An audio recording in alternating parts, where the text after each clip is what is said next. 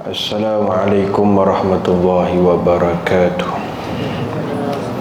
Ila hadratil musannif rahimahullahu ta'ala wa nafa'ana wa iyyakum bi'ulumihi fid darain amin ya rabbal alamin. Dan bermula sebab bagi dengki itu ada kalanya takabur dan ada kalanya berseteru dan ada kalanya keji nafsu. Kata Syekh Musannif rahimahullahu ta'ala, ini sebab-sebab hasad, punca kepada dengki. Penyakit dengki ataupun penyakit hasad kadang-kadang boleh disebabkan dengan 3 perkara tersebut. Yang pertama dengan sebab takabur, iaitu sombong. Dengan sebab sombong, maka boleh satu orang itu ada penyakit dengki, ada hasad dengan sebab sombong. Yang kedua dengan sebab berseteru. Berseteru maknanya permusuhan. Dengan sebab permusuhan, maka dia ada hasad, maka dia ada penyakit dengki. Dan juga yang ketiga, penyakit dengki juga kadang-kadang disebabkan oleh keji nafsu. Apa maksud keji nafsu? Nafsu yang jahat, yang dia tak redha dengan nikmat yang diberikan oleh Allah Ta'ala kepada orang lain. Dia tak redha. Maknanya nikmat yang ada pada orang tu dia tak boleh terima. Dia rasa cemburu. Itu maksud keji nafsu. Nafsu yang jahat, dia tak suka, dia tak redha dengan nikmat yang Allah Ta'ala beri kepada orang lain. Maka ini pun menyebabkan juga boleh penyakit dengki. Kerana kikir ia dengan nikmat Allah Ta'ala atas hambanya dengan ketiadaan tujuan yang baik. Jadi dengan sebab keji nafsu ataupun nafsu yang jahat tadi, dia tak redha. Kikir maknanya kedekut, dia tak redha, dia tak boleh terima dengan nikmat yang Allah Ta'ala berikan kepada orang lain atas hambanya, maknanya kepada orang lain dengan ketiadaan tujuan yang baik. Dia tak suka tu bukan ada tujuan yang baik, mesti ada tujuan yang jahat. Dengan ada tujuan yang jahat. Dan tiada haram oleh ghibtah. Dan tiada haram oleh ghibtah. Jadi dia tak boleh terima dengan nikmat yang Allah Ta'ala beri kepada orang lain, dan dia lakukan itu dengan niat yang tak baik. Maknanya ada niat yang jahat. Maknanya ada niat yang jahat. Maka sebab itu juga Al-Imam Mawardi hafizallahu ta'ala, dia kata hasad ni, sebab hasad boleh juga terjadi dengan sebab tiga perkara. Yang pertama dengan sebab benci terhadap orang yang didengki. Yang kedua, orang yang didengki mempunyai kelebihan keutamaan yang dia tidak ada. Yang ketiga, orang yang hasad, orang yang dengki berasa bakhil ataupun kedekut terhadap nikmat yang dia perolehi, sedangkan nikmat tu bukan usaha daripada dia. Ini pun 3 perkara juga yang disebutkan sebab hasad tu boleh berlaku. Kenapa kadang-kadang seseorang tu dia ada dengki, dia ada hasad? Hasad tu penyakit hati. Hasad tu penyakit hati. Kena tahu juga punca sebabnya. Supaya apa tuan-tuan? Bila kita tahu ni, ulama hak sebut sebab dengki, sebab hasad, supaya kita dapat elak, supaya kita dapat jauhkan. Kerana bila sudah dijangkiti penyakit dengki, hasad sudah bertapak dalam hati, berat tuan-tuan, susah. dia akan apa? Dia akan susah melihat orang senang dan senang melihat orang susah. Dan susah nak tuan-tuan nak keluarkan tu, nak hilangkan hasad dengki ni. Kalau dah dijangkiti penyakit ni, berat. Sebab itu kita kena tahu sebab-sebab puncanya supaya kita dapat jauhkan. Ada kalanya benci ni, hasad ni, kenapa dia ada dengki, dia hasad? Kerana dia dengki dengan orang yang didengki. Dia berasa sakit hati dengan kelebihan, keutamaan yang ada pada orang lain. Di sinilah timbulnya hasad, timbulnya dengki. Dia tengok kelebihan orang tu, keutamaan orang tu yang tak ada pada dia, maka dia sakit hati dengan kelebihan yang ada pada orang lain. Tak? Orang tu senang sikit, dia sakit hati, dia benci terhadap orang yang dia dengki. Ini bahaya. Ini sangat-sangat bahaya. Sebab tu macam mana ni supaya kita tak sakit hati dengan kelebihan yang ada pada orang lain? Iaitu kena ada sifat apa? Sifat syukur. Syukur dengan apa yang Allah Ta'ala beri, yang ada pada kita. Kenapa tuan-tuan dia sakit hati dengan yang kelebihan yang ada pada orang lain? Dia benci terhadap orang yang dia dengki kerana syukur tu tak ada pada dia.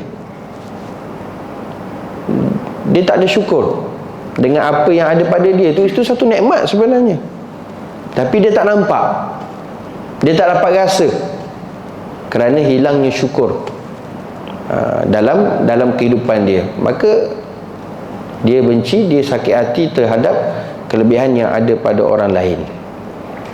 Dan juga kadang-kadang hasad ni juga boleh berlaku dengan sebab orang yang dia dengki ni ada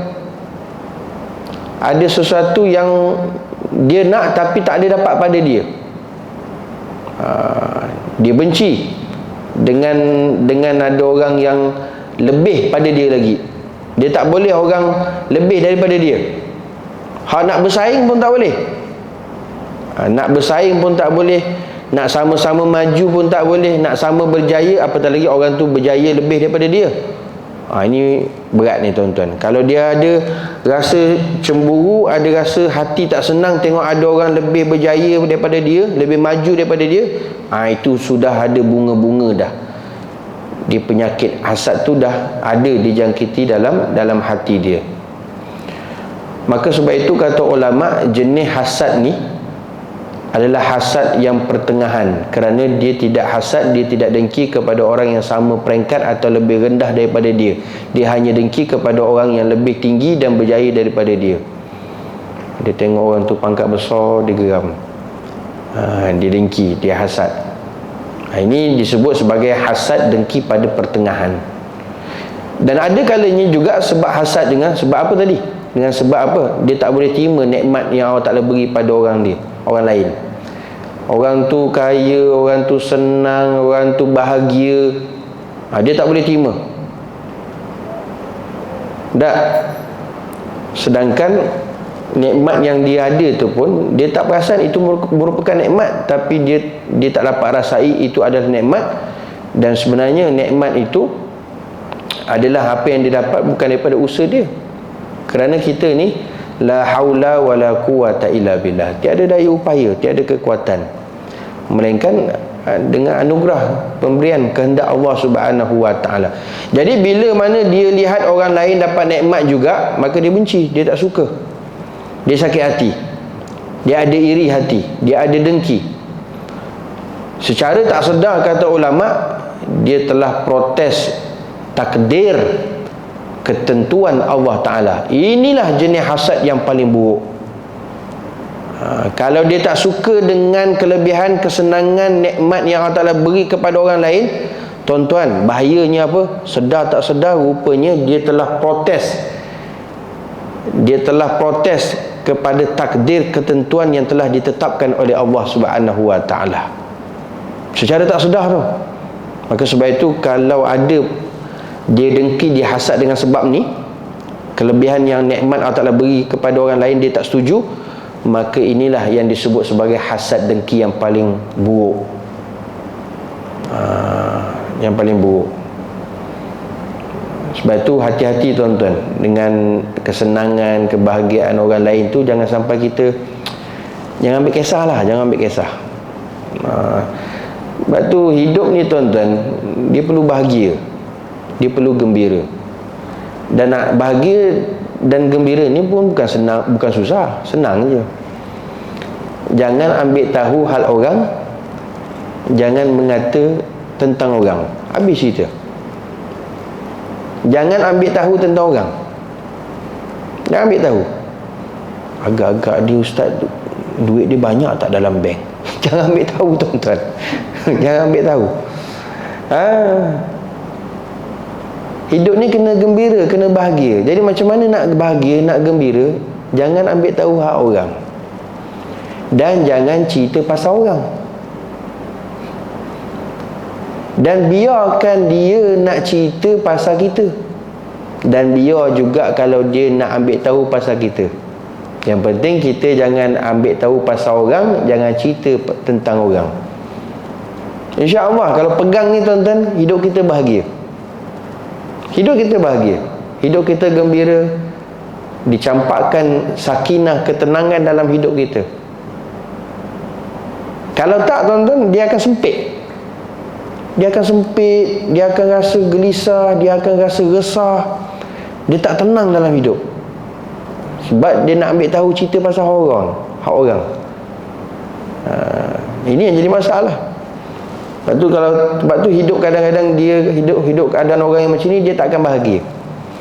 Dia tak akan dapat boleh terima yang apa yang dia ada, yang telah ditentukan oleh Allah.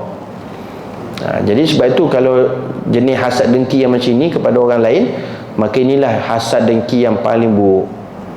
Dalam tak sedar dia protes apa yang telah ditentukan, ditakdirkan oleh Allah Subhanahu wa taala kepada orang lain. Tuan-tuan muslimin muslimat yang dirahmati Allah. Jadi sebab itu disebutkan sebab-sebab punca ni supaya kita dapat jauhkan. Jangan ada sombong, jangan ada permusuhan, jangan duk layan nafsu jahat tu, nafsu yang tak suka dan tak redha dengan nikmat kelebihan yang ada pada orang lain tu, jangan layan. Jangan layan nafsu, jangan ada permusuhan, jangan ada takabur. Ada permusuhan maksudnya ada kedengkian lah, ada kebencian. Tak suka boleh, tapi jangan ada benci. Benci tu yang punca kepada permusuhan. Tuan-tuan, bila ada benci, tempat yang luas dia jadi sempit. Kenapa orang yang aku benci ada kat sini pula lah? Nampak? Benda tempat yang luas dia akan jadi sempit. Benda yang tak ada apa-apa pun dia jadi gelisah. Bukan tak boleh nak tegur, bukan tak boleh tak suka, boleh, tapi jangan ada benci tuan-tuan. Macam boleh? Jangan ada benci. Boleh nak marah, tapi jangan ada benci. Tak boleh ada benci. Itu yang payah. Sebab apa tuan-tuan? Jangan kita ada benci dalam hati, walaupun sehalus kuman sekalipun, kerana setiap orang itu mereka dia layak untuk menjadi kekasih Allah. Kita khawatir bila mana kita benci kepada seseorang dan kita tidak tahu kedudukan seseorang yang kita benci tu sebenarnya dia takarubnya, dekatnya dengan Allah, sehingga kan Allah Ta'ala kasih dia, dan yang kita benci tu adalah kekasih Allah. Jaga-jaga. Dalam hadis Nabi sebut, orang yang benci dengan kekasih aku, maka aku isytiharkan perang kepada dia. Sebab tu ulama kata apa? Jangan ada benci. Nak marah, nak tak suka, nak tegur, silakan, tapi jangan ada benci. Jangan ada benci. Sebab kita tak tahu tuan-tuan kedudukan seseorang tu dia macam mana dengan Allah Ta'ala. Sebab tu jalan selamat bila kita tak ada benci, selamat kita tuan-tuan. Bila kita ada benci, yang kita benci pula tu, Masya Allah, tabarakallah, rupanya selawatnya satu hari ribu-ribu, tiap-tiap hari baca Qurannya, ya Allah, 1 juzuk 2 juzuk, tahajud tak pernah tinggal. Rupanya wali min awliyaillah, kekasih-kekasih Allah. Mereka ni takarub dengan Allah. Kita mana tahu dia punya amalannya macam mana tuan-tuan. Rupanya yang kita benci tu kekasih Allah. Jaga Allah Ta'ala isytiharkan perang. Allah Ta'ala isytiharkan perang. Sebab tu hidup susah je, hidup merana je. Sebab tu hilangkan kebencian tuan-tuan. Hilangkan. Budak-budak pun kata apa, yang raya ni kosong-kosong. Kosong-kosong. Hilangkan benci. Jangan. Kalau duk kita ada permusuhan tapi tak ada benci, tak ada masalah kita dengan orang tersebut. Kita marah, kita tak suka dengan perangai dia, tapi kita tak ada benci, kita tak ada hal. Jumpa pun boleh tegur, jumpa pun boleh bagi salam, jumpa pun boleh bersalaman, sebab tak ada benci. Tak. Sebab tu bila mana bergaduh, bermusuh, ada pula kebencian dalam hati, itu yang tak boleh tengok muka tuan-tuan. Kalau dia tak benci, dia boleh. Dia boleh. Sebab tu bila ada benci, tengok muka pun tak boleh. Bukan tengok muka, tengok kereta orang tu tak boleh. Oh, wah, kereta dia ada lah Ustaz. Apa masalahnya? Apa masalahnya? Tak? Nampak dahsyat. Sebab tu tuan-tuan, jangan ada benci. Buang kebencian. Tak suka kepada perangai orang tu boleh, tak suka kepada akhlak orang tu boleh. Dia pencuri, tak suka dengan sifat pencurinya boleh, tapi jangan benci. Jangan benci dengan seseorang, kerana kita tak tahu hal keadaan seseorang itu, dia dengan Allah Ta'ala tu macam mana. Dia dengan Allah Ta'ala tu macam mana. Silap-silap tuan-tuan, Allah Akbar. Kita kadang tengok pada zahir, nahkum bizawahir, wallahu yatawalla bisarair. Allah Ta'ala saja yang tahu rahsia antara dia dengan hambanya. Sebab tu jauhkan kebencian, jauhkan permusuhan. Bila ada kebencian, permusuhan, maka itu yang sebab kepada hasad, sebab kepada dengki. Dan tiada haram oleh ghibtah. Tiada haram oleh ghibtah. Ghibtah ni apa? Ghibtah ni rupanya macam hasad, tapi dia dibenarkan. Ghibtah ni rupa seperti mana hasad, tapi dia dibenarkan. Tapi dia bukan hasad sebenarnya, namanya ghibtah. Rupanya sama je. Baik, hasad tadi apa?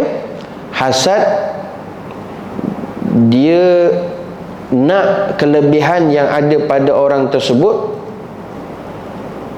Dia nak kelebihan yang ada pada orang tersebut, dan kalau boleh dia dapat kelebihan tersebut dan menghilangkan nikmat kelebihan tersebut kepada orang yang diberikan kelebihan tersebut. Faham tak tuan-tuan? Yang penting orang tu kelebihan tersebut tak ada, dihilangkan. Tapi sama ada dia dapat ke tak dapat kelebihan tersebut, yang penting dia tak ada kelebihan tersebut. Dia kata aku tak suka. Itu hasad. Adapun ghibtah, kelebihan yang ada pada orang lain dia nak juga, tanpa menghilangkan nikmat tersebut yang kepada orang tersebut.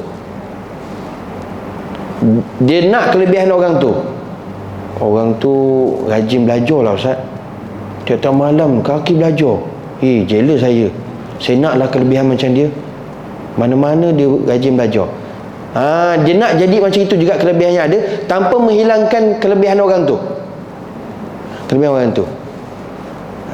Jangan dia nak juga seperti mana orang tu juga kelebihan ada, rajin belajar, tapi dia pancitkan tayar kereta orang tu supaya orang tu tak pergi belajar. Itu tak boleh, itu hasad. Itu hasad. Jadi dia tengok orang ni macam mana dia boleh pergi masjid selalu. Saya naklah macam dia semayang fardu tu. Dia usahalah. Itu namanya ghibtah. Kelebihan yang ada pada orang lain dia nak, dan tanpa menghilangkan nikmat kelebihan tersebut. Itu beza tuan-tuan antara ghibtah dengan hasad. Ghibtah dengan hasad.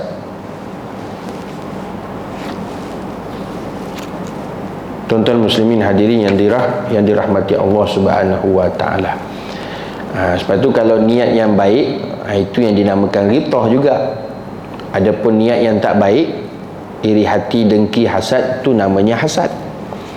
Kalau niat yang baik, tanpa menghilangkan nikmat orang tersebut, itu namanya ghibtah. Maka ghibtah ni dia tidak haram, tuan-tuan. Ghibtah ni tidak haram. Ghibtah itu adalah tidak haram. Sebab itu dalam Quran Allah Ta'ala sebut, wa fi zalika falyatanafasil mutanafisun, dan untuk itulah hendaknya berlumba-lumba mereka yang ingin merebut kelebihan dan kesenangan. Itu yang disebutkan ghibtah dalam Islam. Allah Ta'ala sebut dalam surah Al-Mutaffifin ayat 26, wa fi zalika falyatanafasil mutanafisun. Di sinilah yang disebutkan ghibtah yang dibolehkan dalam Islam. Dan hendaklah kita berlumba-lumba dalam merebut kelebihan dan kesenangan yang diberikan oleh Allah Ta'ala, tanpa menghilangkan kesenangan, kelebihan yang ada pada orang lain. Kita berlumba-lumba lah, fastabiqul khairat. Jangan kacau nikmat kelebihan yang ada pada orang. Jangan. Sangat-sangat bahaya. Saya ingat pesan ulama, tuan-tuan, akhir zaman ni, hati-hati yang suka viral ni. Sebab boleh dalam ramai-ramai yang tengok apa yang kita viral tu, boleh ada hasad, boleh ada dengki. Boleh ada hasad ataupun ada dengki. Yang pertama, jangan suka-suka duk viral tentang ahli keluarga kita, bahagia rumah tangga kita. Jangan. Kerana tak semua orang bila tengok tu adalah suka dengan kebahagiaan yang kita ada. Tak. Simpan-simpan. Pergi Langkawi, jangan lebih-lebih. Elah macam orang tak pergi Langkawi, dia kata. Jangan duk viral sangat. Sesekali tu boleh lah, jangan selalu, tuan-tuan. Kerana dalam ramai-ramai hak tengok tu bukan semua orang suka. Sebab apa? Pasti ada orang hasad. Likulli ni'man mahsudun. Setiap nikmat yang Allah Ta'ala beri pada kamu, hati-hati, kerana di sana ada orang hasad. Yang kedua, jangan suka-suka untuk viralkan harta yang kita ada. Harta yang kita ada pun tidak digalakkan untuk kita hebah-hebahkan ataupun viralkan harta yang kita miliki. Dan yang ketiga, jangan kita viralkan, hebahkan jawatan pangkat yang kita ada. Tak payah nak ceritalah, aku CEO, aku pengarah, tiap-tiap hari buat live, buat TikTok, jangan viralkan, tuan. Itu 3 perkara penting. 3 perkara penting, tuan-tuan, yang kita suka hebah-hebahkan. Kerana di sana pasti akan ada orang hasad. Maka ada pun ghibtah, maka tidak haram, itu dibolehkan dalam Islam. Sebab tu Sayyidina Abdullah bin Umar, dia kata pernah satu hari Nabi SAW bersabda, la hasada illa fisnatain, tidak boleh hasad kecuali kepada 2 orang. 2 orang ni kita boleh hasad, maknanya ghibtah lah. Yang pertama, rajulin atahu Allahul Quran fahuwa yakumu bihi ana al-lail wa ana an-nahar. Orang yang pertama, golongan pertama yang boleh duk hasad adalah orang yang Allah Ta'ala berikannya Al-Quran, kemudian dia melaksanakannya, dia membacanya dan mengamalkannya. Dia membacanya pada pertengahan malam dan pertengahan siang. Nampak? Yang pertama, siapa yang boleh kita ghibtah ataupun rupa macam hasad? Orang yang Allah Ta'ala berikan dia kelebihan Al-Quran. Kita cemburu, kena cemburu dengan orang yang Allah Ta'ala beri dia Quran. Dia boleh tiap-tiap hari baca Quran, tak pernah miss. Bulan Ramadan itu dapat 3 kali khatam Quran.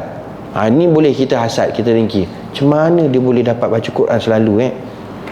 Allah, kita baru baca satu muka dah sangap. Macam mana dia boleh ni? Itu kena cemburu, tuan-tuan. Orang yang kedua yang perlu kita cemburu, yang perlu kita ghibtah ataupun rupa macam hasad, wa rajulin atahu Allahu malan fahuwa yunfikuhu ana al-lail wa ana an-nahar, iaitu orang yang Allah Ta'ala berikan dia harta, kaya, banyak harta, Allah Ta'ala berikan dia kekayaan, dan dia gunakan harta kekayaan tu untuk infakkan, untuk sedekah, untuk bantu orang lain. Ni orang yang macam ni kita kena cemburu juga, kena hasad. Macam mana aku boleh jadi suka infak, suka sedekah, suka bantu orang dan sebagainya. Ini dua orang ni, kata Nabi, la hasada illa fisnatain, tak boleh kamu hasad kecuali kepada dua orang ni saja. Dua orang saja. Kita kena berlumba-lumba dengan dua perkara ini, yang bila ada diberikan oleh Allah Subhanahu wa Ta'ala kepada seseorang itu. Dan tiada haram oleh ghibtah, dan iaitu bahawa engkau mencita-cita akan nikmat yang seperti nikmat orang lain dengan ketiadaan hilang nikmat itu daripadanya. Itu makna ghibtah. Seperti mana yang saya sebutkan tadi, kita nak nikmat seperti itu tanpa menghilangkan nikmat orang tersebut. Itu makna bagi ghibtah. Dan harus bahawa engkau kasih, iaitu sayang, dan harus engkau kasih hilang nikmat daripada mereka yang minta tolong ia atas mengerjakan maksiat dengan nikmat itu. Harus, tuan-tuan. Apa makna harus? Tak berdosa jika ada perasaan ingin nak sekiranya nikmat yang ada pada orang yang menggunakan nikmat tersebut untuk melakukan maksiat itu hilang. Kita nak hilangkan maksiat yang selalu yang kita buat ni macam mana? Kita nak seperti mana nikmat yang seperti mana orang tersebut. Sebab apa, tuan-tuan? Harus, yang ini boleh. Kerana bahawasanya engkau sebenarnya bukan kasih akan hilang nikmat, bahkan engkau kasih akan hilang maksiat. Jadi yang terlebih penting adalah maksiat tu kita hindarkan. Maksiat itu dapat dihilangkan. Tetapi bukanlah kita suka nikmat yang tu hilang, tetapi suka jika maksiat itu ditinggalkan. Itu harus, tuan-tuan, tidak berdosa. Tak berdosa jika ada keinginan, ada perasaan nak sekiranya nikmat yang ada pada orang yang menggunakan nikmat tersebut untuk melakukan maksiat itu hilang. Tapi sebenarnya bukan kita suka nikmat tu hilang, tapi kita suka jika maksiat itu ditinggalkan. Itu tidak berdosa. Bermula alamatnya maknanya tandanya. Bermula alamatnya, tandanya bahawasanya jika meninggalkan ia akan maksiat, nescaya tiada kasih engkau akan hilang nikmat padanya. Tandanya, jika orang tu meninggalkan maksiat, maka engkau tidak ingin lagi nikmat yang ada padanya hilang. Yang penting kita nak maksiat tu ditinggalkan. Itu tak apalah, tak jadi masalah. Artinya, tuan-tuan, jika begitu, itu bukan kita suka nikmat tu hilang kepada dia. Tak, yang penting mana bila nikmat tu hilang pada dia, maksiat pun ditinggalkan. Itu yang terlebih penting. Sebab macam mana, tuan-tuan, kita perlu ada sifat apa? Ta'muruna bil ma'ruf wa tanhauna 'anil munkar. Cegah pada perkara mungkar. Dia fikir macam mana supaya orang ni supaya dia tak merokok. Dia carilah apa-apa suruh nikmat yang pada orang tu supaya hilang, supaya dia dapat tinggalkan rokok contohnya. Bila dia dapat tinggalkan rokok tersebut dengan hilangnya nikmat yang ada pada orang tersebut, maka itu tak jadi masalah. Kita hilangkan nikmat yang ada pada orang tersebut dan dia tinggalkan maksiat tersebut. Itu tidak berdosa. Sebab kita lebih kasih, lebih suka dia dapat meninggalkan maksiat yang ada, yang dia kerjakan dengan apa? Dengan sebab hilangnya nikmat tersebut. Itu perkara yang tidak berdosa. Tuan-tuan muslimin hadirin yang dirahmati Allah Subhanahu wa Ta'ala. Dan ketahui olehmu bahawasanya penyakit hati seperti dengki, tiada ada ubatnya melainkan dengan dicampur ilmu dengan amal seperti makjun. Tuan-tuan, bila hak dah bertapak dijangkiti penyakit dengki ataupun hasad, sukar untuk ubat, tuan-tuan. Sebenarnya payah untuk ubat. Sebab tu kalau boleh cegah. Sebab tu yang tadi disebutkan 3 sebab tu kalau boleh jauhkan. Sebab bila dah dijangkiti, nak ubatnya susah. Sangat susah. Sebab tu cegah itu lebih baik daripada merawat.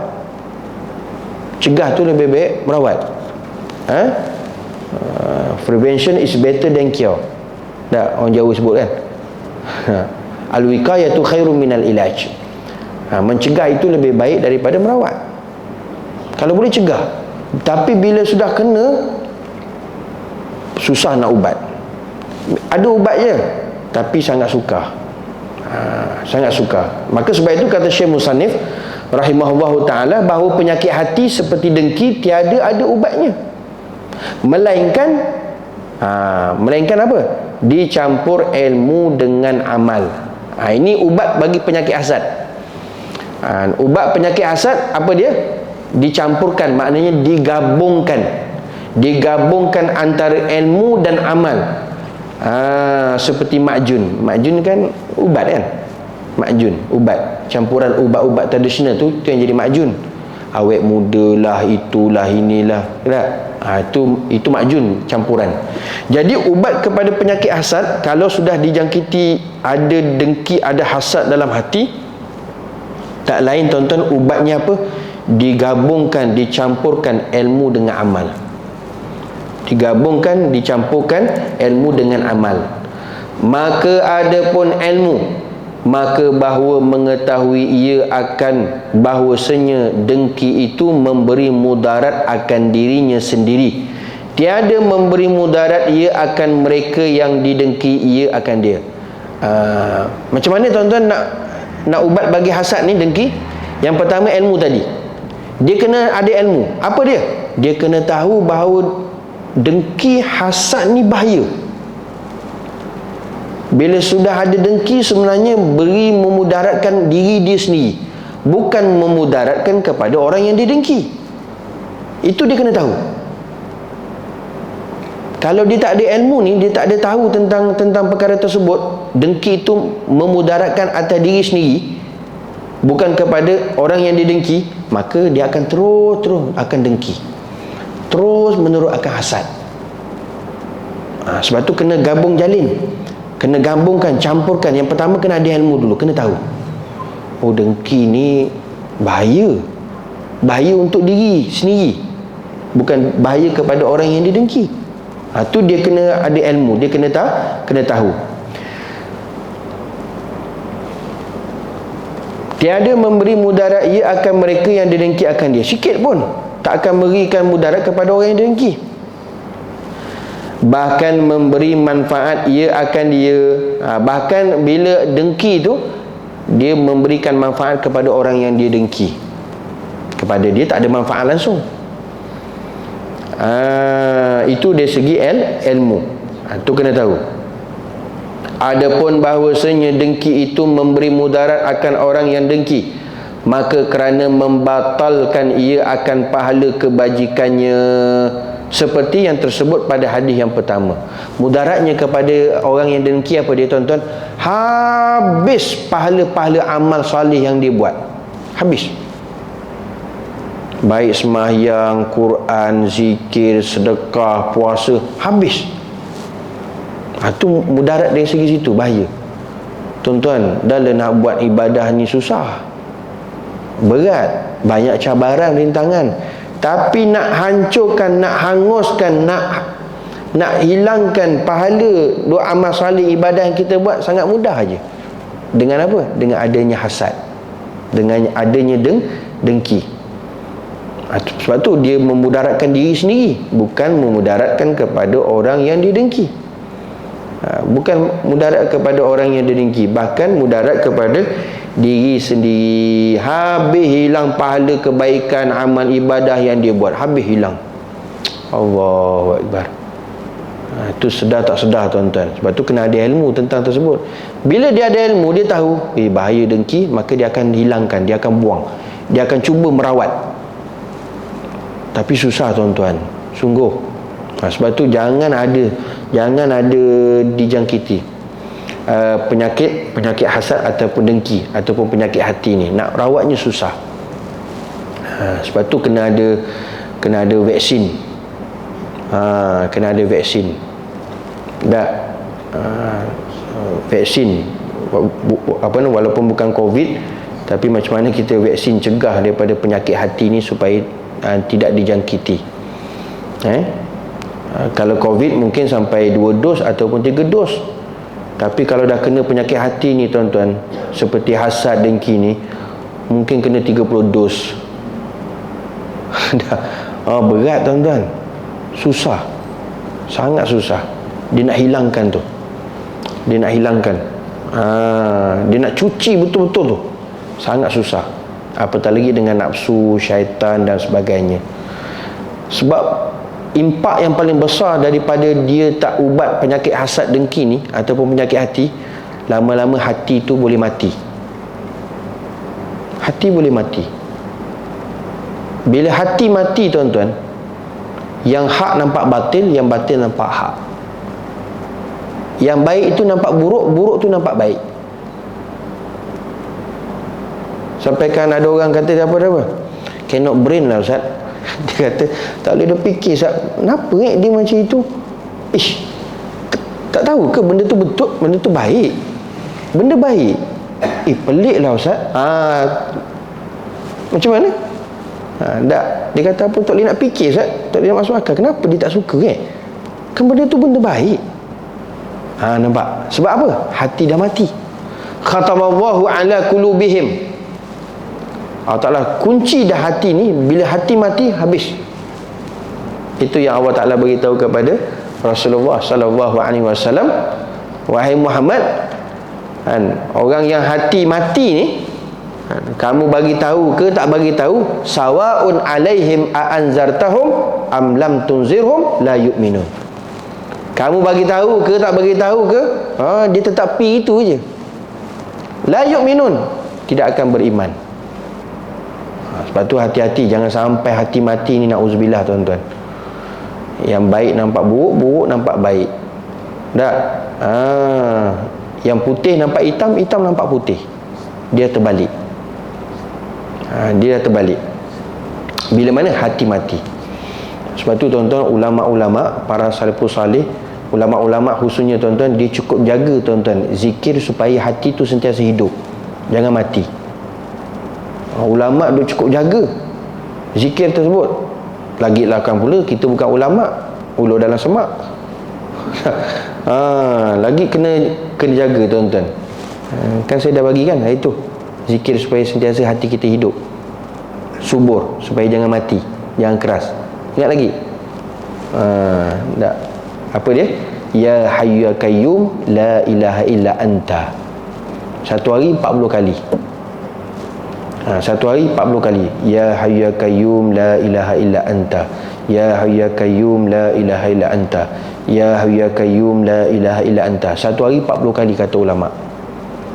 Ni supaya kalau orang ada rasa risau dan penting hati ni supaya tidak mati, sentiasa subur, hidup tuan-tuan, maka dia akan jaga zikir ni sebagai wirid harian dia. Sebab kita tak ada jaminan. Kita tak tahu, kadang-kadang dengan dosa mata, dosa telinga, dosa kedua tangan, dosa kaki dan sebagainya, itu yang menyebabkan hati kita keras dan akhirnya mati. Cari masa tuan-tuan, bila-bila masa zikirkan, jadikan wirid. Ya Hayyu Ya Qayyum la ilaha illa anta. Ya Hayyu Ya Qayyum la ilaha illa anta. Tak banyak, 40 kali je satu hari. Satu hari 40 kali. Itulah zikir untuk sentiasa hati kita hidup dan subur, supaya tidak mati. Dan kalau boleh tuan-tuan, zikir tersebut baca tu sambil hadirkan dalam hati. Jangan setakat mulut je. Itu yang dia tidak ada kesan. Zikir ni dia ada kesan bila mana kita baca dengan hudurul qalbi, hadirkan dalam hati. Hadirkan dalam hati, barulah zikir yang kita baca tu ada kesan. Kalau tak ada tuan-tuan. Dia akan beri kesan bila kita hadirkan dalam hati. Ya Hayyu Ya Qayyum la ilaha illa anta. Ya Hayyu Ya Qayyum, wahai Tuhan yang maha hidup, la ilaha illa anta, tiada Tuhan melainkan Engkau ya Allah. Lintahkan dalam hati. Lintahkan dalam hati. Macam kita zikir tahlil juga, la ilaha illallah, la ilaha illallah, lintahkan dalam hati, la maujud illallah, la maujud illallah, tiada yang ada melainkan Allah. Baru dia ada kesan, tuan-tuan. Zikir ini dia akan memberi kesan dalam kehidupan kita, dalam jiwa kita, dalam hati kita, dalam rohani kita, bila disertakan dengan hadir dalam hati. Kalau kosong, tuan-tuan, kita zikir, tak ada apa. Dia tidak ada apa-apa. Seperti mana burung kakak tua diajar zikir, bagi salam, tapi tak ada apa pun. Dia beli burung kakak tua, burung kakak tua tak? Yang burung yang duk boleh cakap tu. Dia ajar beri salam, dia ajar kalimah syahadah, tahlil, la ilaha illallah, la ilaha illallah. Kadang kita datang je, Assalamualaikum, dia bagi salam. Tapi dia tak tahu apa pun. Yang dia sebut tu tak tahu apa pun, kosong dia. Si ajar tu la ilaha illallah, sambil goyang-goyang tu, la ilaha illallah, la ilaha illallah. Zikir. Kan ada satu kisah kan, ada satu orang tu dia beli burung tu, dia ajar kalimah syahadah sampai burung tersebut pandai sebut zikir. Sentiasa kalau sebut la ilaha illallah, dia akan zikir lah, la ilaha illallah, la ilaha illallah, sampai fasih. Dia punya sebutnya. Satu hari kucing duk tangkap burung tersebut. Menyerit lah burung tersebut. Akhirnya mati. Jadi tuan punya burung ni menangis. Jadi orang tanya dia, duk kenapa nangis ni? Kalau dengan sebab burung tu mati, dengan sebab kena makan duk kucing tu, ni aku boleh bagi duit, beli burung lain lagi, ajarlah balik. Ajarlah balik, bagi salam ke, tahlil ke. Tak, dia kata bukan dengan sebab burung ni mati aku duk sedih. Yang aku duk sedihnya apa? Aku duk ajar dah dia duk zikir, tahlil, la ilaha illallah, tapi bila dia duk kena terkam dengan kucing tu, ketika mana nak mati, dia tak boleh sebut pun la ilaha illallah. Nampak, tuan-tuan? Kenapa? Kerana dia hanya sebut saja, tak ada di hati. Sampai nak mati, tuan-tuan, kena duk makan dengan kucing, dia menyerit saja, padahal tak keluar pun la ilaha illallah. Maka begitulah, tuan-tuan, akhir hayat kita yang paling kita takut, kita mati duk penghujung tu tak dapat nak mengucap la ilaha illallah. Itu yang dia risau. Kita perlu kena ada risau, agak-agak macam mana kita mati nanti penghujung, dapat tak mengucap la ilaha illallah. Sedangkan Nabi kata apa? Man akhiru kalamihi la ilaha illallah dakhala jannah. Siapa yang akhir hayat dia dapat ucap la ilaha illallah, masuk syurga. Tapi susah, tuan-tuan. Tapi susah bagi orang yang dah melaziminya dengan la ilaha illallah, zikir menjadi wirid harian dia. Tetapi nak memberi kesannya apa? Dalam hati. Hudurul qalbi, zikir yang memberi kesan bila ada dihadirkan dalam hati. Jangan zikir saja sebut, tuan-tuan, tapi dalam hati kosong, dia tidak ada kesan. Dia tidak ada kesan. Macam kita istighfar juga, Astaghfirullah, Astaghfirullah, Astaghfirullah, Astaghfirullah. Kita sebut saja tapi tak ada hadirkan dalam hati, tak ada apa-apa. Tak ada apa-apa. Dia yang memberi kesannya bila hadir dalam hati. Astaghfirullah. Ingatkan Allah tu Maha Pengampun, ampunkan segala dosaku ya Allah. Astaghfirullah, ampunkan dosa mata aku ya Allah. Astaghfirullah, ampunkan dosa telinga aku ya Allah. Hadirkan dalam hati, baru dia akan memberi kesan. Semua, tuan-tuan, semua zikir. Begitu juga dengan selawat. Allahumma salli ala sayyidina Muhammad, Allahumma salli ala sayyidina Muhammad, Allahumma salli ala sayyidina Muhammad. Kosong hati, tak ada apa dah. Tanamkan rasa cinta kasih kepada Nabi SAW. Nak ikut sunnah Nabi SAW. Itu penting, tuan-tuan. Jadi zikir itu tidak memberi kesan dalam rohani, dalam hati, dalam jiwa seseorang itu, melainkan ada hudurul qalbi, hadir hati dia dalam dia berwirid ataupun zikir. Tuan-tuan muslimin hadirin yang dirahmati Allah Subhanahu wa taala. Sebab tu bahayanya, mudaratnya dengki tu, dia boleh menghapuskan pahala kebaikan yang kita buat, habis. Tambahan lagi, mensebabkan oleh dengki itu akan murka Allah Ta'ala akan orang yang dengki itu. Yang kedua, mudaratnya lagi apa? Menyebabkan kita mendapat kemurkaan Allah. Bukannya orang yang kita dengki tu yang dia dapat murka Allah, kita yang dapat murka Allah. Dah. Kerana apa? Kerana murka ia akan qada Allah Ta'ala. Artinya kenapa dia dapat murka orang yang dengki tu dia dapat kemurkaan Allah Ta'ala? Kerana dia tidak reda dengan qada. Qada ni ketentuan Allah Ta'ala. Dia tak reda, dia tak terima. Itu sebabnya, antaranya yang pertama. Dan kikir, iaitu kedekut ia dengan nikmat Allah Ta'ala. Dan artinya kikir kedekut maksudnya apa? Dia tidak bersyukur dengan nikmat yang Allah Ta'ala beri kepada dia. Lantaran dengan sebab dia tak reda dengan takdir qada Allah Ta'ala, dan dia tidak bersyukur dengan nikmat yang Allah Ta'ala beri kepada dia, maka dia mendapat kemurkaan daripada Allah. Allah Ta'ala murka dia, tuan-tuan. Bila Allah Ta'ala dah marah, dah murka, tak ada apa dah, tuan-tuan, kehidupan kita atas dunia ni. Kerana apa? Allah Ta'ala murka kita. Contoh, kita duduk dalam rumah dengan ibu bapa kita, tuan-tuan, tapi mak ayah kita marah kita, murka kita. Tak senang hidup. Duduk dalam rumah besar macam mana pun tak selesa. Sebab apa?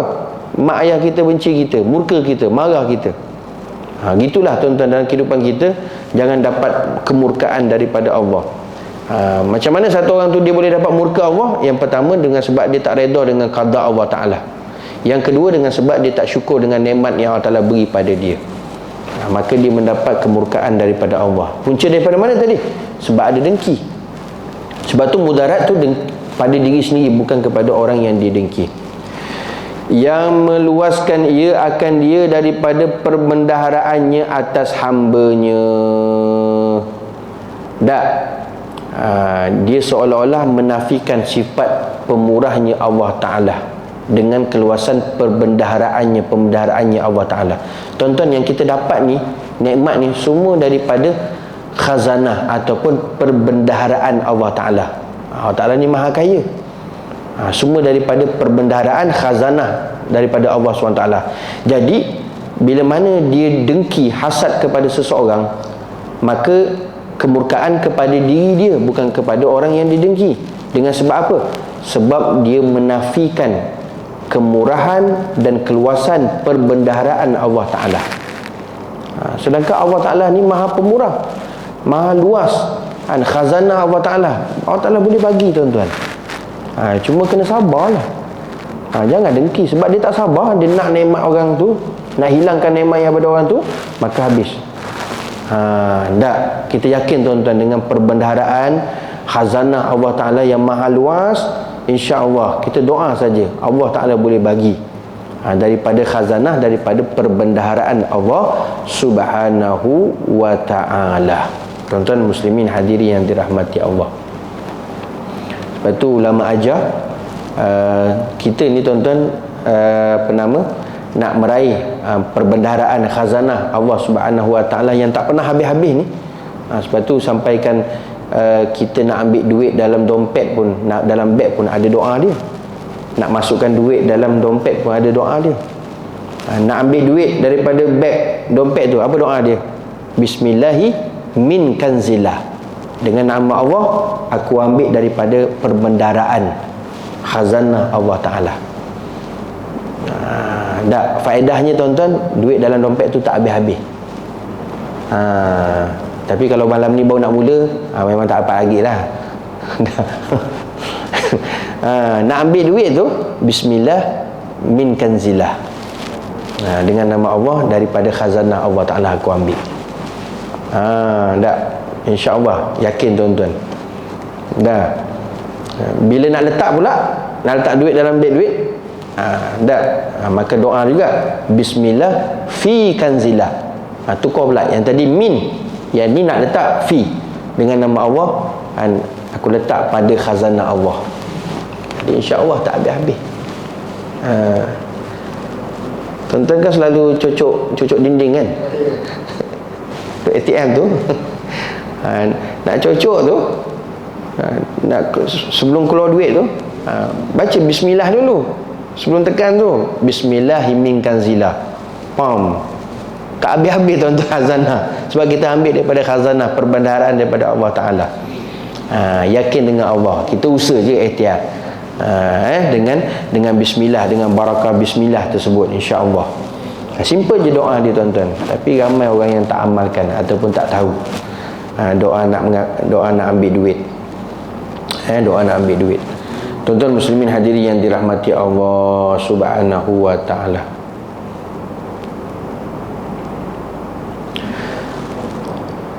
Ini mudarat pada agamanya. Ini menunjukkan mudarat kepada yang tadi, mudarat kepada diri dia sebab ada dengki. Adapun mudarat dengan dengki itu pada dunia, yang tadi pada agama. Yang ini pula mudarat dengan sebab dengki tadi pada dunia dia. Maka bahawasanya orang yang dengki itu sentiasa ia di dalam duka cita berpanjangan. Allah, hidup tak bahagia tuan-tuan. Hidup tak bahagia. Ni mudarat pada dunia kepada orang yang dia dengki, kepada dia yang dengki orang. Orang yang hasad, orang yang dengki selalu ni, dia maksudnya apa? Dia hidup dalam kesedihan berpanjangan. Duka cita berpanjangan maksudnya kesedihan berpanjangan. Sedih je tuan-tuan, tak bahagialah maknanya. Sebab apa? Ada hasad, ada dengki. Ada hasad, ada dengki. Dia akan sedih, kerana bahawasanya seterunya tiada sunyi daripada nikmat. Kenapa tuan-tuan dia hidupnya sentiasa berpanjangan dalam keadaan kesedihan? Kerana orang yang dia dengki itu sentiasa dapat nikmat. Maka dia sedih lah, dia gelisah. Allahu Akbar. Lepas tu salah satu lagi tuan-tuan, tanda seseorang tu dia ada hasad dengki, disukar untuk memuji nikmat yang ada pada orang lain. Member ni baru beli kereta, bukan main kawan-kawan. Masya Allah, cantiknya kereta kau, bila beli? Semalam baru ambil. Dahsyatnya, Masya Allah, cantik. Tapi kalau orang ada hasad tuan-tuan, dia diam, dia tengok, macam dia tak boleh beli. Dia takkan ada puji, dia tak mau puji. Automatik tuan-tuan, sungguh automatik. Nampak? Dia boleh ada tanda dia. Dia takkan puji tuan-tuan. Dia tak boleh terima nikmat kelebihan yang ada pada orang lain tersebut. Sebab tu dia tak boleh nak puji. Dia tak boleh terima. Dia tak boleh terima. Maka sedihlah dia. Hari ni sedih apa? Sebab member beli kereta baru. Apa kena-mena pula sedih? Pelik tak tuan-tuan? Pelik. Sebab tuan-tuan pelik, sebab tuan-tuan tak ada dengki, tak ada hasad. Hati tuan-tuan bersih. Dok kita pelik nak, kenapa dia sedihnya? Sebab dia tak suka tuan-tuan. Dia tak suka. Esok pula dia sedih juga. Ada kawan baru beli emas. Sedih lagi. Maknanya kehidupan dia sentiasa berpanjangan sedih. Sebab apa? Nikmat-nikmat yang ada pada orang lain dia tak suka. Hidup tak tenang tuan-tuan. Hidup tak bahagia. Nampak? Allahu Akbar. Sebab apa? Orang yang dia tak suka tersebut ataupun orang lain sentiasa dapat nikmat. Maka dia hidup dalam keadaan kesedihan berpanjangan. Itu mudarat dengki pada dunia. Dan adapun bahawasanya dengki itu memberi manfaat, ia akan seteru, iaitu musuhnya yang didengki, ia akan dia. Adapun tuan-tuan, manfaat dengki ni dia tak akan kepada orang yang dia dengki, kepada diri yang dia tu sendiri yang hasad dengki, tetapi manfaat tu kepada orang yang dia dengki. Memberi manfaat kepada orang yang dia hasad. Itu bagi orang yang ada hasad, ada dengki, tak ada sebarang manfaat pun, kebaikan tuan-tuan. Tetapi orang yang dia musuh, yang dia dengki tu, maka orang tersebut dapat manfaat daripada hasad tersebut. Dan tiada memberi mudarat ia akan dia, maka kerana bahawasanya nikmatnya tiada hilang ia dengan dengki itu, bahkan digandakan akan dia kebajikannya. Tuan-tuan jangan risau kalau ada orang dengki, ada orang iri hati pada tuan-tuan. Jangan sedih, jangan gundah gulana. Jangan risau. Sedikit pun nikmat yang ada pada kita pun tak akan berkurang. Bahkan Allah Ta'ala akan beri lagi, tambah lagi. Menyebabkan orang yang dengki tu dia akan lagi sakit hati. Berpanjanganlah dia sedih. Tuan-tuan jangan risau. Kenapa Mak Ji? Sedih, ada orang dengki. Jangan sedih tuan-tuan. Biar je, hidup je tu macam biasa. Sedih ada orang dengki, sedih ada orang keji. Jangan, tak ada. Tak, bersihkan hati kita. Jangan terkesan dengan orang dengki, jangan terkesan dengan orang keji. Sebab tu ada kalam yang indah. Sampai sekarang saya pegang tuan-tuan. Apa nama para hukama sebut? Kita jangan bila dipuji kita tidak terbang, bila dikeji kita tidak tombang. Itu tanda hatinya bersih. Tanda hatinya bersih. Tak ada dunia, tak ada jawatan, tak ada pangkat, tak ada penyakit hati. Bila dipuji tidak terbang, bila dikeji tidak tombang. Faham tuan-tuan? Bila orang puji ke duk angkat sanjung saja, tak ada apa pun. Bila orang keji, orang hina, orang dengki pun tak ada apa-apa. Tak ada sedih, tak ada gundah gulana, tak ada. Orang kata apa? Muka seposen je. Saja je Mak Ji ni. Orang duk dengki dia, ngumpat dia saja je. Ilmu apa yang dia pakai? Nampak? Tak? Tapi ramai apa? Bila orang keji, orang ngumpat, dia tahu, nangis dia tuan-tuan, sedih. Kenapa Ji? Sampai hati Ustaz, dia ngumpat saya kat belakang. Kawan baik saya tu Ustaz, kan? Dia tikam saya belakang. Dia ngumpat saya, dia membawang saya, dia keji saya, dia kutuk saya. Tak ada apa-apa pun tuan-tuan. Sikit pun tak kurang nikmat kita. Nikmat kita tuan-tuan. Tuan-tuan muslimin hadiri yang dirahmati Allah. Jadi tuan-tuan yang risau, orang duk dengki, ngumpat bawang kat belakang tu, gaji tuan-tuan sikit pun tak kurang. Gaji duit tuan-tuan takkan kurang. Biarkanlah dia. Biarkan dia. Sebab itu tuan-tuan, kita kena usaha sampai satu peringkat yang paling terbaik. Bila dipuji tidak terbang, bila dikeji tidak tombang. Sebab tu kita belajar tasawuf, supaya hati bersih sampai tahap macam itu. Orang nak pi kata lah apa. Orang nak kutuk apa, kutuklah apa. Tak. Dia sedih, tak boleh tidur malam. Kenapa? Tak ada orang like. Tak ada orang like Ustaz. Sedih saya. Penat saya nak buat live ni, bukan senang. Sikit je orang like, tak sampai 10 orang. Bahkan dia kena kutuk lagi tu.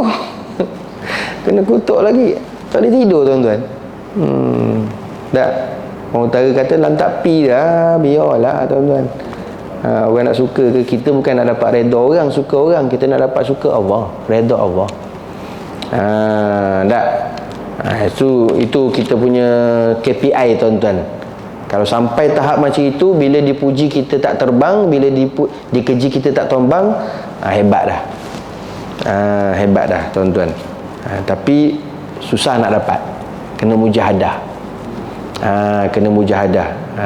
Jalannya, pintunya adalah belajar tasawuf. Belajar tasawuf. Tuan-tuan muslimin hadirin yang dirahmati Allah. Kerana bahawasanya nikmatnya tiada hilang ia dengan dengki itu. Apa tuan-tuan kita nak risau? Orang duk dengki kita, kita biarlah tuan-tuan, kerana nikmat yang ada pada kita pun takkan hilang. Bahkan digandakan akan kebajikannya. Allah, ditambah lagi oleh Allah. Jangan risau. Ditambah lagi oleh Allah Subhanahu wa taala. Itu kelebihan orang yang dia dengki. Yang dihasad. Kerana dipindahkan pahala kebajikan orang yang dengki itu kepadanya. Sebab tu yang kata memberi manfaat kepada orang yang dihasad, pahala orang yang dengki itu dipindahkan, ditransferkan oleh Allah Ta'ala kepada orang yang didengki, tanpa kita minta. Apa pahala yang ada pada orang yang dengki kita tu, terus bagi pada kita, masuk akaun pahala kita.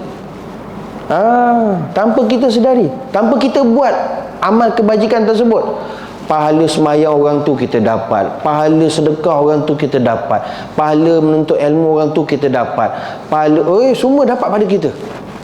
Masya Allah, tabarakallah. Itu yang kata manfaat kepada orang yang dihasad.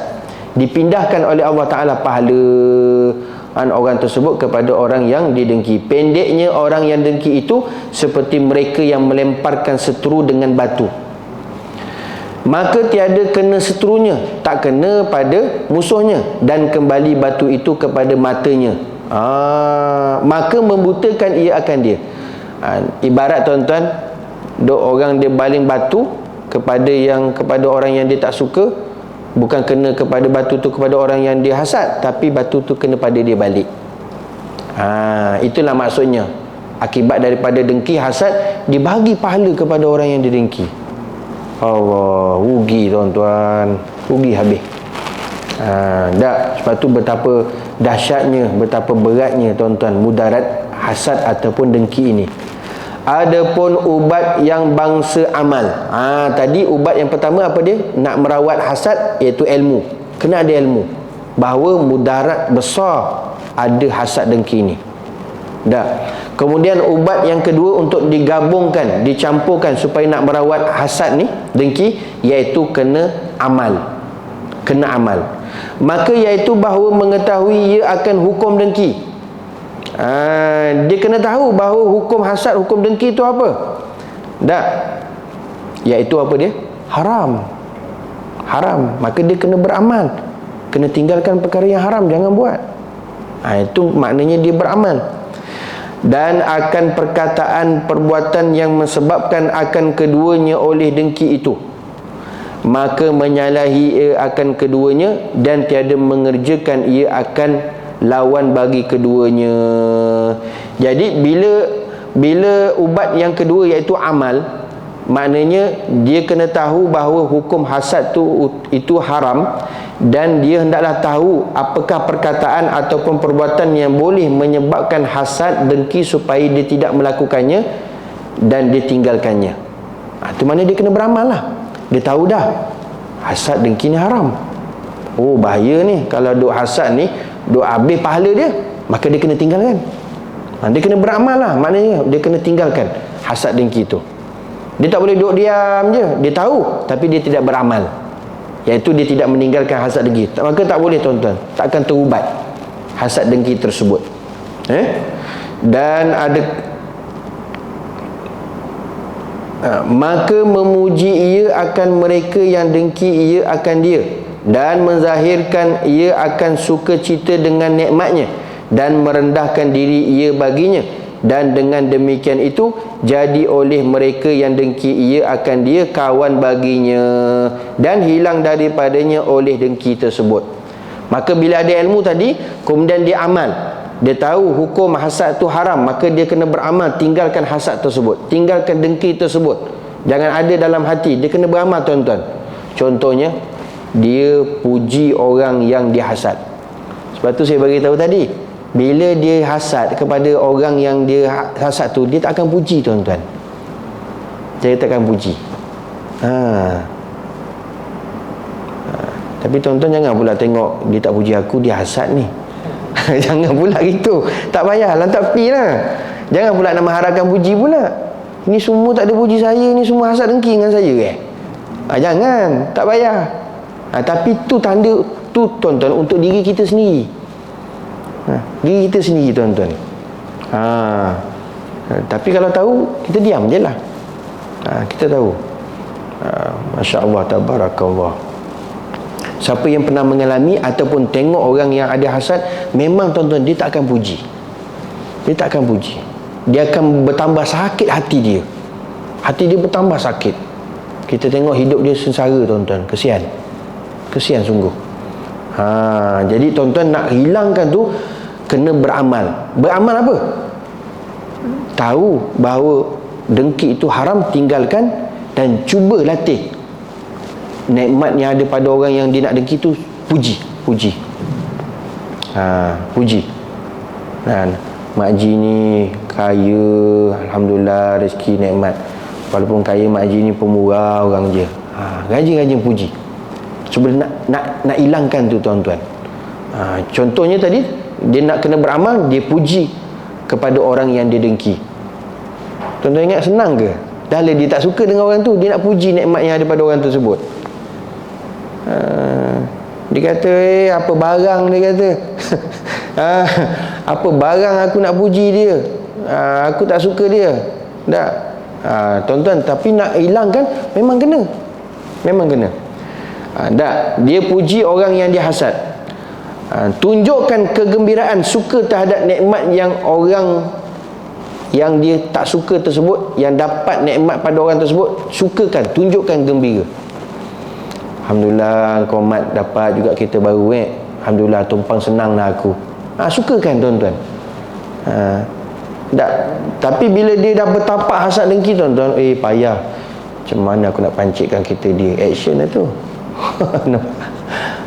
Sukakan, gembirakan nikmat yang ada pada orang yang kita tak suka tu, kita sukakan. Ni nak beramal ni, nak hilangkan. Dan apa dia lagi? Kata Syekh Musannif rahimahullah ta'ala, dan merendahkan diri ia baginya. Rendahkan diri kepada dia. Merendahkan diri padanya, jumpa. Jumpa, tak bersalaman, tanya khabar. Hilangkan tuan-tuan. Tak. Hilangkan. Dan demikian itu jadi oleh mereka yang dengki itu akan dia kawan baginya. Jadikan kawan, jangan jadikan musuh. Jadikan kawan, jadikan musuh tuan-tuan. Kepada yang orang yang kita hasad dengki itu, jadikan kawan, jangan jadikan musuh. Tuan-tuan, dia satu lagi, automatik. Kadang-kadang dia pun sendiri dia tak sedar bahawa dia tu sudah ada hasad. Dia akan automatik, dia akan renggang, dia akan berjauhan kepada orang yang dia tak suka. Automatik. Itu Allah Ta'ala punya kerja tuan-tuan. Dia tak boleh nak jadikan kawan, jauh sekali lah tuan-tuan. Dia akan automatik, dia akan renggang, dia akan jauh.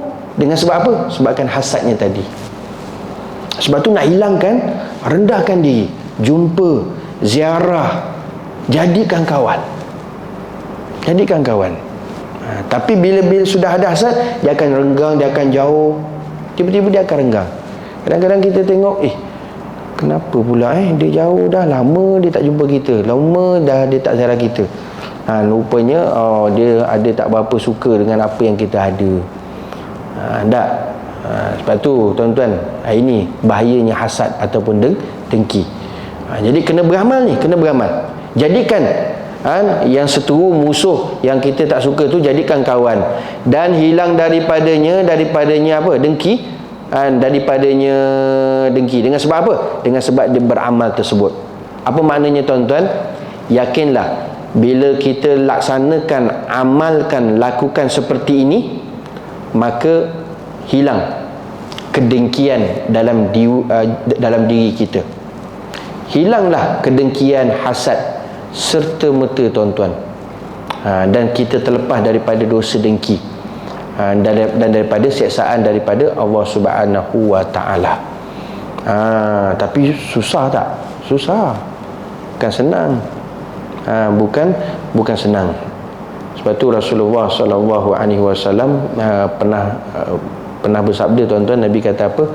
Man ada maridan aw zara akhan lahu fillahi nadahu wa mudadin antibta wa taba mamsyaka wa tabawwa'ta minal jannati manzilan. Siapa yang duk ziarah, siapa yang duk jenguk, siapa yang duk tengok orang sakit, ataupun dia ziarah saudaranya kerana Allah Ta'ala, maka dia akan dipanggil oleh pemanggil, yakni daripada langit nanti, semoga engkau menjadi baik pula perjalananmu dan engkau mendapat kedudukan dalam syurga. Kena ziarah. Sebab tu tuan-tuan, bila tak ada benci, orang yang kita tak suka, kita boleh ziarah. Dia sakit, pergilah. Pergilah. Kadang-kadang kawan tu dia pujuk, pergilah, jumpa dia, ziarah dia kan sakit dah, yang lepas-lepas lah. Tak boleh lah, tak boleh terima. Tak, luka lama berdarah kembali. Oh, masih tu ingat lagi. Oh, nampak? Dia masih lagi ada. Hilangkanlah. Sebab apa? Dia ada benci. Kalau tak ada benci, dia boleh pergi ziarah, pergi jumpa. Lalu kita tak jadi masalah, tuan-tuan. Dah. Maka sebab itu kalau orang duk pergi, dia rendahkan diri dia, dia pergi tengok orang yang sakit, dia pergi ziarah kawan-kawan dia, sahabat dia, teman-teman dia, saudara dia kerana Allah Ta'ala, maka tuan-tuan, Allah Ta'ala akan memberikan satu panggilan daripada pemanggil. Apa dia? In tibta wa taba mamsyaka. Semoga engkau menjadi baik. Didoakan, semoga engkau menjadi baik dan baik pula perjalanan engkau, dan engkau mendapat kedudukan dalam syurga. Sebab apa, tuan-tuan? Allah Ta'ala bagi balasan syurga akhirat kerana untuk rendahkan jumpa, ziarah, bersalaman dengan orang yang dia musuhi bukan benda yang mudah. Bukan benda yang mudah. Benda yang sangat-sangat sukar, tuan-tuan. Tapi inilah ubat dia. Apa dia? Ubat dia, penyakit hasad, ilmu dan amal. Ilmu dan amal. Tuan-tuan muslimin hadirin yang dirahmati Allah Subhanahu wa ta'ala. Telah berfirman Allah Ta'ala, idfa' billati hiya ahsan fa idzal ladzi bainaka wa bainahu adawatun ka'annahu waliyyun hamim. Artinya, tolak olehmu dengan perkara yang lebih elok, maka tiba-tiba orang yang antara engkau dan antaranya perseteruan seolah-olah kawan yang hampir. Kata Allah Ta'ala, idfa' billati hiya ahsan. Tolaklah. Apa maksudnya? Tolaklah kejahatan yang ditujukan kepada engkau, yang diberikan kepada engkau dengan cara yang lebih baik. Ada orang tak suka kita, kita buat dia balas dengan baik. Yang kita pula tak suka dia pula. Tak. Kalau tuan-tuan tahu ada orang dengki tuan-tuan, tak suka tuan-tuan, beri dia hadiah. Lagi ada masa lagi bulan Syawal ni, beri dia duit air. Beri dia. Ni apa pula Mak Haji? Dah duit air. Kenapa? Sebab awak dengki saya. Dengki saya. Bagi dia duit air, bagi dia hadiah, bagi dia lemang, bagi dia ketupat. Tak, kerana apa? Idfa' billati hiya ahsan. Allah Ta'ala suruh kita tolak orang yang buat jahat dengan kita dengan perkara yang baik. Jangan kita balas balik dengan yang tak baik. Dia dengki kita, kita pula dengki dia. Habislah tuan-tuan. Habislah. Tak, bila ada orang hasad dengki, kita balas dengan baik. Kita balas dengan baik. Hantar hadiahlah apa semua dan sebagainya, tuan-tuan. Faizal ladzi bainaka wa bainahu adawatun ka'annahu waliyyun hamim. Jadi kata Allah Ta'ala, apabila engkau berlaku demikian, iaitu dengan cara yang baik kepada pemusuhan kamu, orang yang musuh kamu, kamu buat balas baik, maka orang yang menaruh rasa permusuhan terhadapmu, kamu buat baik, dengan serta-merta akan menjadi seolah-olah seperti sahabat karib. Sahabat karib. Pasti tuan-tuan hatinya tercuit. Aku duk ngumpat dia, bawang dia tiap-tiap hari, aku duk dengki dia, buat benda tak baik. Dia bagi aku duit raya. Dia bagi aku hamper, dia bagi aku hadiah. Pasti Allah Ta'ala akan cuit hati dia, sehingga kan dia akan menjadi kawan karib kita, tuan-tuan. Hingga kan menghilangkan sifat apa? Penyakit hati yang ada pada dia dengki. Susah tak tuan-tuan awak? Susah. Kita lagi tahu, lagi geram. 1 sen pun aku tak bagi. 1 sen pun aku tak bagi. Allahumma salli ala sayyidina Muhammad. Pernah satu ketika, tuan-tuan, guru kami cerita, ada satu orang ulama di Mekah, cukup terkenal, namanya Said Muhammad Alwi Al-Maliki Al-Hasani. Ulama yang cukup terkenal, tuan-tuan. Satu hari ada orang dengki dengan dia, hasad. Orang tersebut dia buat fitnah dalam satu paper surat khabar dan tersebar satu Arab Saudi. Dan cerita tu tak betul, cerita tu tak benar, fitnah. Dengan sebab orang yang dengki tadi, dia sanggup buat fitnah dalam surat khabar, tuan-tuan, tersebar. Maka Said Muhammad Alwi Al-Maliki ni, bila dia tahu saja orang tu dengki pada dia, hasad pada dia, dan dia buat fitnah benda yang tak baik, maka anak murid bagi tahulah. Bila bagi tahu saja Syekh ni, maka Syekh Muhammad Alwi dia tak marah, dia tak tombang, dia tak sedih. Bahkan dia kata apa, kamu minggu depan ikut aku, kita pergi rumah dia. Biar betul Tok Syekh ni, kan dia tu musuh Syekh, kenapa kita nak pergi jumpa? Tak apa, ikut je. Rupanya tuan-tuan, Syekh Muhammad Al-Maliki dia kumpulkan duit sebanyak-banyaknya, dia letak dalam satu karung, dia pergi rumah yang orang buat fitnah tadi, hak dengki pada dia, dia hadiahkan duit. Dia hadiahkan duit satu karung. Masya Allah, tabarakallah. Tiba-tiba tuan-tuan, bila dia ketuk pintu rumah yang orang yang dengki buat fitnah tadi, dia buka-buka tengok, Masya Allah, Syekh Muhammad Alwi Al-Maliki yang aku dengki dia ni, dia datang rumah aku. Bukan dia nak marah, dia beri duit. Bila dia beri duit tuan-tuan, dia buat benda baik tuan-tuan, apa yang dia hasad dengki, terus dia salam, cium tangan, melutut tuan-tuan, minta maaf, aku memang buat fitnah tersebut. Benda yang buat tu semua benda yang tak betul, memang aku dengki engkau dah lama dah. Tapi engkau balas dengan baik ni, bagi aku duit, aku minta maaf tuan-tuan. Nampak? Sampai tahap gitu. Maka takkan lama lah berusaha tersebut selesai. Tapi kena rendahkan dirilah. Tapi susah tuan-tuan. Kalau tak tuan-tuan, dia akan sampai bila? Renggang, bermusuhan, berjauhan sampai bila?